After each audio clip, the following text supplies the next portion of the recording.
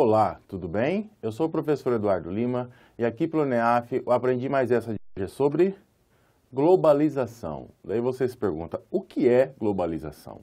Globalização é um termo muito usado em provas, em concursos, em vestibulares, em textos periódicos. Você ouve, você lê, você vê algo sobre globalização a cada momento, a toda hora, vamos dizer assim. E nos meios comunicacionais também se usam muito esses termos. Então, é legal você ter em mente de onde vem, para que serve entender isso aí. E a aula de hoje, espero que você consiga ter uma ideia geral, né? Uma coisa genérica sobre o assunto. E você nunca mais vai esquecer. Vamos falar do conceito de globalização, tentar entender o que significa, né? É um processo econômico e social que estipula uma integração entre continentes, países, estados, cidades e pessoas no mundo todo. Ou seja, faz uma união, né? Integração é uma união entre tudo isso que eu falei, continentes, países, estados, pessoas, né? Dentro desse conceito, as pessoas, os governos, as empresas também, elas dividem pensamentos, ideias, né? Cultura numa globalização mundial. Ou seja, nada mais é do que uma união de pensamentos, de ideias, de culturas numa globalização, numa união, numa ideia de todo mundo fazer parte de um globo, que é a ideia de globo que é o nosso mundo, né? Daí foi aparecer a partir da metade da segunda metade, né, do século XX, um grande pensador que chama Marshall McLuhan. Ele é o maior pensador comunicacional do século XX. E é um canadense, né? Ele é um teórico da comunicação. E ele vai criar o termo aldeia global. Daí você se pergunta, por que aldeia, né, global? E isso é um exemplo muito simples sobre a globalização. A aldeia global significa, no pensamento de Marshall McLuhan, sistemas tecnológicos reduzem o planeta numa aldeia em se tratando de relações em todos os sentidos. Ou seja, o que é reduzir?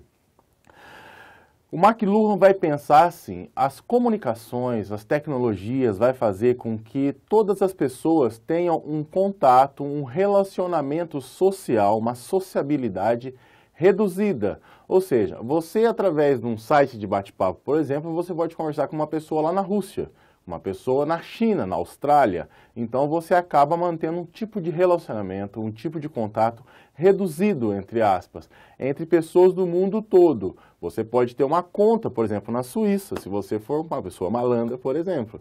Se você também pode fazer com que certas viagens pelo mundo sejam, hoje, entre aspas, né, hoje em dia mais rápidas. Você pode ir para Nova York em questão de horas e voltar. Você pode ir para a Argentina em um avião em poucas horas e também volta. Ou seja, a ideia de aldeia global, cunhada, né, pelo ilustre Marshall McLuhan, ela resume, ela dá uma ideia do que significa globalização. E nada mais é do que um relacionamento social reduzido, onde antes você falava, nossa, a pessoa mora lá na Itália. E através de contatos sociais, através das tecnologias principalmente, a gente acaba descobrindo, por exemplo, um atentado, por exemplo, na Ucrânia, um crime em Portugal. Em questão de minutos a gente acaba sabendo disso por causa das tecnologias das comunicações, como por exemplo a internet. Então é essa a ideia de aldeia global. Todo mundo vive numa aldeia. As origens da globalização. É muito mais do que saber o conceito, é interessante saber de onde vem a ideia de globalização. E ela deve ser entendida como um processo histórico. O que é um processo histórico? Tudo vai passando por uma linha histórica, ano após ano, década após década, século após século, e tudo faz parte do entendimento geral. E ela começou, basicamente, na transição da Idade Média para a Idade Moderna, lá para os séculos 14, 15 e 16. Então, nunca é uma data certa, né? E no final da Idade Média, com a formação de um sistema internacional de estados, ou seja, estados são países, vamos dizer assim, de uma forma geral. O Estado Nacional Brasileiro, o Estado Nacional Italiano, desculpa, vai acompanhar o declínio do poder da Igreja, ou seja, a mentalidade medieval que existia na Idade Média, né, lógico, vai fazer com que as pessoas não tenham uma liberdade de conhecimento aberto sobre o mundo, sobre as pessoas de outras regiões. Com a criação dos estados internacionais, esse grande pensamento fechado que a igreja proporcionava, com cultura geral, ela vai acabar, ou melhor, ela vai começar a diminuir, né? E isso vai proporcionar com que a ideia de fazer parte de um mundo geral comece, né? E o grande propulsor, vamos dizer assim, disso tudo é as grandes navegações, que é um exemplo histórico desse longo processo, né, que se inicia com a ideia econômica. Portugal nada mais é do que um grande iniciador, vamos dizer assim, do processo econômico de globalização. É lá atrás que começa, tá certo? Então, por isso essa ideia de participar de outros mundos vai acontecer com as grandes navegações, quando Portugal, por exemplo, vai querer sair para passar por baixo do périplo africano, para o continente africano, para chegar até nas Índias, porque o Mediterrâneo estava travado por causa dos árabes. É uma história muito conhecida, muito simples. Então, esse processo, tanto é que o Brasil vai ser, entre aspas, descoberto nessa época, em 1500, mais ou menos. Descoberto, entre aspas, é claro, porque já se sabia que o Brasil existia de uma forma geral, mas essa ideia de chegamos, tomamos posse, ela é clara por causa das grandes navegações. Quais são as características da globalização? Ela teve sua vida realmente ativa apenas no século XX, depois do fim da União Soviética. Ou seja, as origens da globalização estão lá nas grandes navegações, está lá no final da Idade Média e começo da Idade Moderna. Mas a globalização que a gente tem hoje, né, a globalização que a gente vive de uma forma geral, ela tem a sua caracterização principal no começo do final do século XX, quer dizer, com o final onde o capitalismo reina, né, o capitalismo não combate mais por causa da Guerra Fria com o socialismo, e nos anos 70 vai ser criado um termo que chama neoliberalismo, e ele surge, né, e também vai impulsionar a globalização de uma forma caracterizada como a gente tem hoje. Daí o que é neoliberalismo? É uma união de conceitos políticos e econômicos onde o Estado não toca na economia, não toca entre aspas, ou seja, a liberdade econômica, ela se move, ela se molda e ela se regra, sem precisar com que o Estado Nacional mande nisso, o Estado Nacional crie regras. Há regras, é lógico, o Estado Nacional brasileiro tem regras, mas a economia, ela tem uma liberdade de mecanismos econômicos onde as empresas podem fazer qualquer tipo de negociação sem depender da mão pesada do Estado. O Adam Smith vai falar isso lá no século XVII, XVIII, mais ou menos, onde o neoliberalismo, que é uma ideia nova do liberalismo, né, por isso é neo, onde o Estado não tem esse poder. Continuando as características, né? Outra grande característica muito importante sobre a globalização, vamos dizer assim, um grande exemplo do que é a globalização na prática, é a internet, né? O seu significado é um conjunto de rede, onde o seu nome em inglês, né, pode ser entendido assim, internacional, e net, rede. Logo, é uma rede internacional de relacionamentos, de comunicação. A internet, ela basicamente é o grande exemplo do que é a globalização hoje, né? Ela só foi possível por causa da globalização. Lá com os portugueses, nos seus barquinhos, passando pelo Atlântico, que começou uma ideia de conhecer o mundo, uma ideia de viver o mundo. E a internet hoje é o exemplo máximo do que é a globalização. Uma outra característica seria o barateamento do processo produtivo das indústrias, ou seja, você tem uma indústria e você quer ter lucro, e você quer baratear o processo da sua produção. Como você faz isso? Muitas indústrias vão produzir em suas mercadorias em outros países para quê? Para reduzir custos. Esses países procurados pelas indústrias possuem mão de obra e matérias-primas mais baratas. Com isso, o lucro é certo. Por exemplo, há muitas empresas, por exemplo, a Nike, por exemplo, vai ter muitas filiais, vamos dizer assim, para montagem de tênis, por exemplo, para a criação de tênis, a produção, lá na China, lá na Índia, em lugares onde a mão de obra é mais barata, os encargos trabalhistas são mais baratos, por isso eles vão ter um lucro maior na produção. E isso é uma outra característica da globalização. Por quê? Porque você pode sair, por exemplo, a sua matriz, né, dos Estados Unidos e criar filiais em vários setores. No Brasil, isso acontece, por exemplo, com um surto geográfico, onde muitas empresas saíram da grande São Paulo e foram, por exemplo, para o interior ou para o Nordeste, onde a mão de obra é mais barata, a matéria-prima é mais barato e por aí vai. Os Estados Unidos. Agora eu vou começar a falar de certos, vamos dizer assim, tópicos importantes dentro da globalização. Os Estados Unidos da América é o país mais forte economicamente do mundo, né? Logo, ele é o mandatário, é ele que manda, é ele que regra as coisas, é ele que impulsiona as suas ideias, não só culturais, como econômicas, sociais e por aí vai. Sua força e dimensão como império contemporâneo apareceu no pós-guerra, né, depois da Segunda Guerra Mundial, no final da década de 40, e daí vai ficar, do final da década de 40 até mais ou menos 1989, 1990, 91, disputando, entre aspas, na Guerra Fria com a União Soviética o poder do mundo, aquele embate entre o capitalismo e o socialismo. Os Estados Unidos vão se tornar uma potência mundialmente reconhecida e soberana quando a União Soviética cai. Mas ainda há um outro país que tenta, como a Coreia do Norte, por exemplo, que tenta rivalizar, mas não de uma forma ostensiva, né? Os Estados Unidos ainda detém todo o poder mundial. E sua potência advém da economia capitalista, criada no século XX, principalmente, né? Vai começar lá atrás, mas é o século XX a grande caracterização, a grande criação da economia capitalista, que impõe uma forte marca por todo mundo como estilo americano de ser, o American Way of Life. Você comer bacon, você tomar Coca-Cola, você tomar Pepsi, você fazer, seriados enlatados, né? Por exemplo, quem curte o Walking Dead, nada mais é do que um jeito americano de pensar.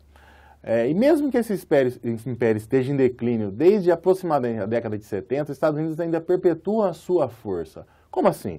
Os Estados Unidos vai ter um problema sério com a sua economia nos anos 70 e com a sua cultura também. Isso vai aparecer um declínio, mas isso vai demorar talvez uns 50, 100 anos para acabar. Então ainda é o império contemporâneo que domina o mundo, é os Estados Unidos. O que são blocos econômicos? Também é importante saber. São agrupamentos de nações com o objetivo de facilitar a circulação de mercadorias entre seus membros. Com a globalização e sua economia, os blocos econômicos vão quebrar as fronteiras e criam caminhos livres para os capitais no mundo todo. Ou seja, vários países se unem para fazer com que o comércio seja feito de uma forma uniforme e sem problemas. Quais são os exemplos desses blocos econômicos? Uma zona livre de mercado, livre de comércio, onde os países podem se comercializar com baixas taxas, né? Tarifas muito baixas, uma união aduaneira, por exemplo, o controle de trâmites, por exemplo, pode passar, não pode passar um país para o outro, certas mercadorias, o mercado comum, a união econômica e monetária. Um exemplo que está aí, né, na imagem é o Mercosul. Na onde o Brasil, por exemplo, se você for no supermercado hoje, você pode comprar um vinho chileno mais barato do que se compraria, por exemplo, há 30, 20 anos atrás. Então isso é um exemplo do que é o Mercosul e do que é um bloco econômico.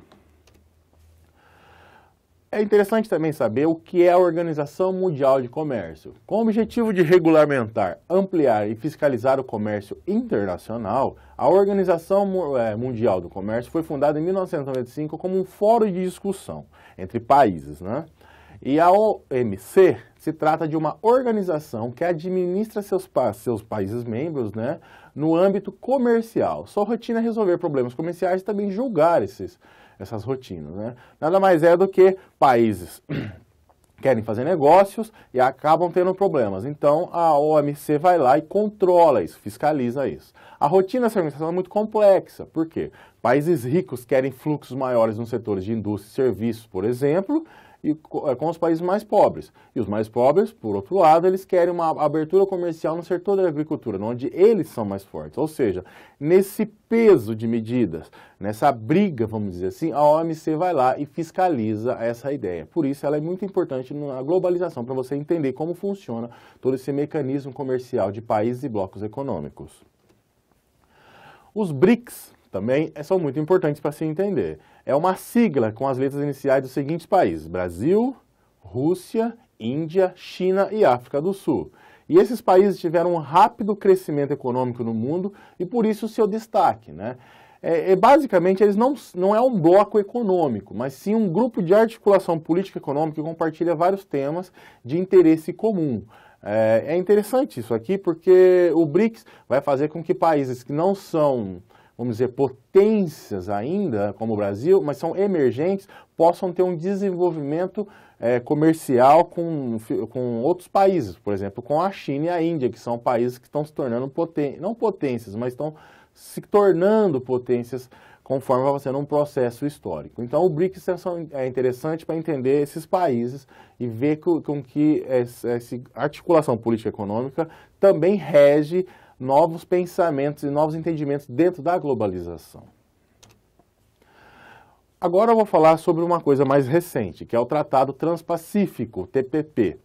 Também tem outras siglas também, mas é importante só saber assim, Tratado Transpacífico. O que é? É um novo bloco econômico criado em fevereiro de 2016, ou seja, é totalmente recente. Os países Japão, Brunei, Malásia, Singapura e Vietnã da Ásia, Austrália e Nova Zelândia da Oceania, Estados Unidos, Canadá e México da América do Norte, Peru e Chile da América do Sul.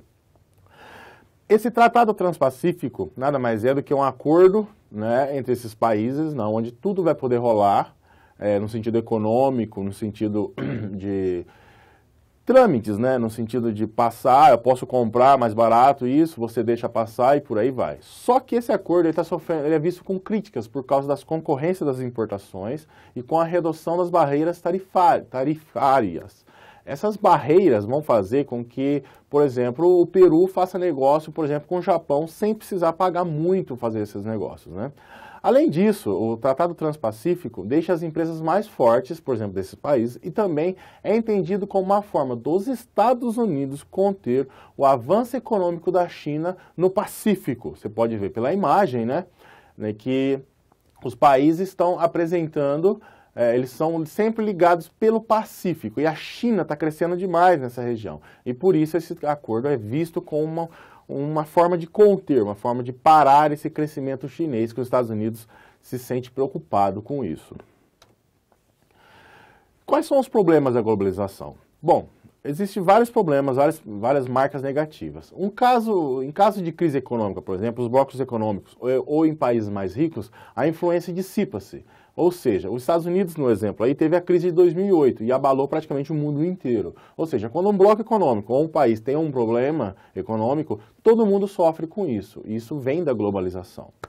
A transferências de empresas para países com melhores condições de lucro, acontece o desemprego, né? Acontece o aumento do desemprego. A Europa no século XX vai ter problemas, então muitas empresas vão sair, vão para Singapura e Taiwan, por exemplo, né? Taiwan, e muitas pessoas que trabalham na Europa vão perder empregos com isso. Então também é um outro problema da globalização. A globalização também pode proporcionar distorções cambiais e especulações financeiras. Por exemplo, a alta valorização da moeda em países desenvolvidos vai fazer com que a economia não se mova mais de uma forma regular. E isso vai proporcionar problemas econômicos. E a falta de controle de fluxos cambiais também. Você especula muito, você faz negociações, então o mercado acaba tendo uma ondulação irregular e muitas empresas, muitas pessoas vão perder com isso. Isso também é um problema da globalização. Vamos resumir a aula de hoje.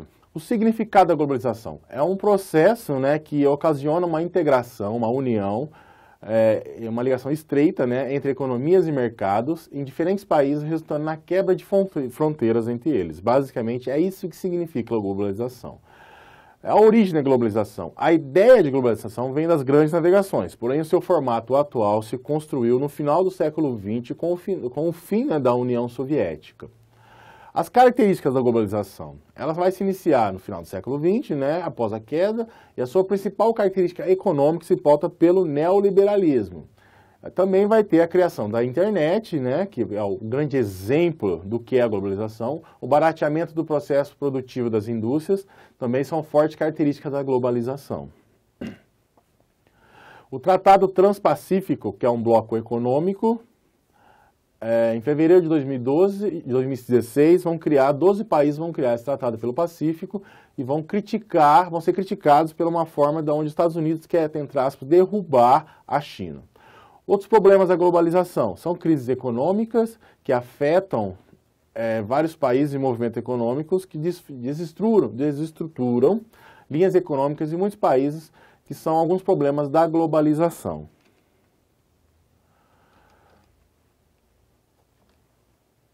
Então, de uma forma geral, essas são as características da aula de globalização. Espero que vocês tenham gostado da aula, espero que tenha sido feito um entendimento claro do que é globalização e que você nunca mais erre, nunca mais perca o sentido do que é globalização no concurso, no vestibular e assim por diante. Espero que a aula tenha sido boa. Até a próxima.